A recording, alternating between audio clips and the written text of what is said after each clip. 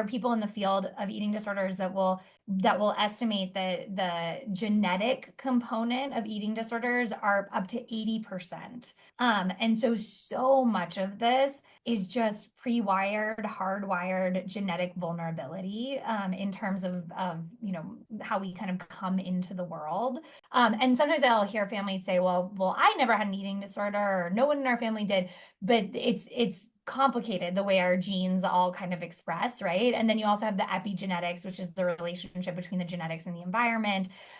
Obviously, the larger culture that we live in, and we live in an incredibly toxic culture when it comes to food and bodies and what we communicate to kids in particular, especially young women, but really we're doing it with men and boys now almost just as much, about the value of the way your body looks, the way your body should look, how we moralize food, good and bad and right and wrong. And there's just so much kind of in the air that we breathe, so to speak, in terms of culture and environmental factors. Things like temperament, what is the sort of personality that your child is born with? What's their tolerance for uncertainty? Are they novelty seeking? Are they more risk averse?